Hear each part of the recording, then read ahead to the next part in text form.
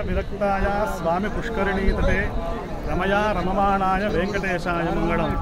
స్వామి వైకుంఠం నుండి భూలోకానికి వచ్చి తపస్సు చేసి ఆయనకు ఎక్కడ ఇష్టం అండి అంటే ఈ తిరుమల కొండ మీదనే ఇష్టం.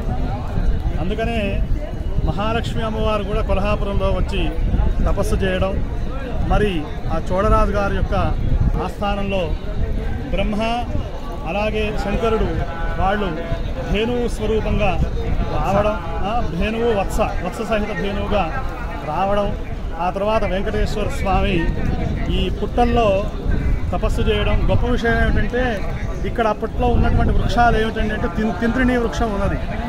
ఎందుకు వెంకటేశ్వర స్వామికి విష్ణుమూర్తికి పులిహోర ప్రసాదం చాలా ప్రీతికరం అంటే ఇక్కడ మొట్టమొదటి నుంచి ఉన్నటువంటి వృక్షాలు తింత్రిణీ వృక్షాలు. చిత్రాన్నం పులిహోర ఏదైతే ఉందో అది స్వామికి చాలా ప్రీతికరం. అప్పట్లో ఏముంది ఆకాశగంగా అడవి తప్ప అని చెప్పి అగ్నిదేవుణ్ణి ఆ శ్రీనివాస కళ్యాణానికి వంట చేయమంటే ఏముందా, ఏం లేదు, కాస్త వేడి నీళ్లు కాచిస్తాను అని చెప్పి అనడం చేత కుబేరుడు వచ్చి అన్నీ సమకూర్చడం, శ్రీనివాస కళ్యాణం అత్యద్భుతంగా జరగడం. ఇక్కడ నారాయణవనంలో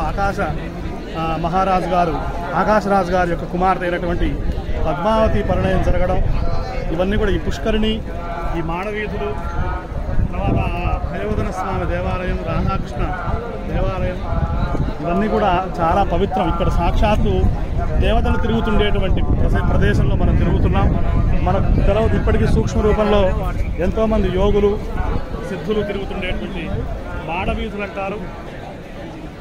ఈ మాడవీధుల్లో మాత్రం చాలా పవిత్రంగా పాదరక్షలు లేకుండా భక్తిభావంతో ఎవరైతే తిరుగుతారో వాళ్ళకి వెంకటేశ్వర స్వామి యొక్క అనుగ్రహం కలుగుతుంది అని చెప్పడంలో ఏమాత్రం కూడా